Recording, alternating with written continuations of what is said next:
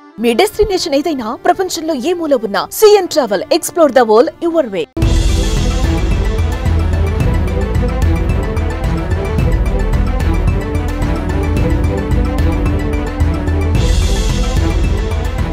ఇటీవలి కాలంలో కెనడాలో హిందూ ఆలయాలపైన హిందూ భక్తులపైన దాడులు జరగడం పెను సంచలనంగా మారింది.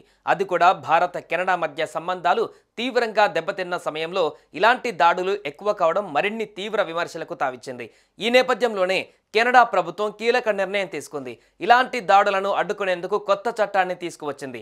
కెనడాలోని పలు ఆలయాల వద్ద హిందూ భక్తులపై జరిగిన దాడులు తీవ్ర దుమారం రేపుతున్న నేపథ్యంలో కెనడాలోని 2 నగరాలు కీలక నిర్ణయాలు తీసుకున్నాయి.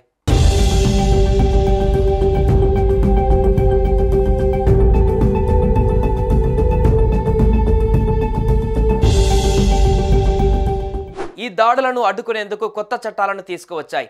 దేవాలయాలు, ప్రార్థనా మందిరాల వద్ద ఆందోళనలపైన నిషేధం విధించింది. తద్వారా ఆ ప్రాంతాలలో ఎలాంటి ఉద్రిక్తతలు చోటు చేసుకోవని భావిస్తోంది కెనడా ప్రభుత్వం. దేవాలయాలు, ప్రార్థనా స్థలాలకు 100 మీటర్ల పరిధిలో ఎలాంటి ఆందోళనలు చేపట్టకూడదని కెనడాలోని బ్రాంప్టన్ నగరపాలక కౌన్సిల్ కీలక నిర్ణయం తీసుకుంది. బ్రాంప్టన్ నగర మేయర్ ప్యాట్రిక్ బ్రౌన్ నేతృత్వంలోని సిటీ కౌన్సిల్ ఏకగ్రీవంగా తీర్మానం చేసింది.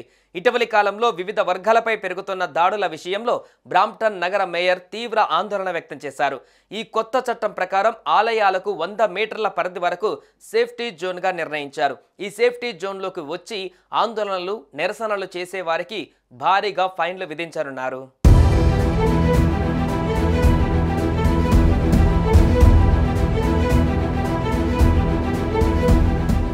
బ్రాంప్టన్తో పాటు మిస్ససాగు నగరం కూడా ఇదే రకమైన చట్టాన్ని తీసుకువచ్చింది. మిస్ససాగు సిటీ కౌన్సిలర్ దీపికా ధామెర్లా ప్రతిపాదించిన ఈ ప్రతిపాదనకు 10 మంది సభ్యులు ఆమోదం తెలిపారు. దీని ప్రకారం ప్రార్థనా మందిరాల వద్ద నిరసనలు, ఆందోళనలు చేపట్టడంపైన నిషేధం కొనసాగుతోంది. ఈ విషయాన్ని దీపికా ధామెర్లా ట్విట్టర్లో వెల్లడించారు. గతంలో దీపికా ధామెర్లా ఆ ప్రావిన్స్ క్యాబినెట్ మంత్రిగా కూడా పనిచేయడం విశేషం.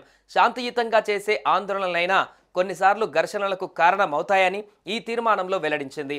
హిందూ భక్తులపైన సిక్కు వేర్పాటువాదులు దాడి చేసిన నేపథ్యంలో ఈ నిర్ణయం తీసుకున్నారు. ఇలాంటి దాడులు మళ్లీ పునరావృతం కాకుండా కొత్త చట్టాల్ని అమల్లోకి తీసుకువచ్చారు.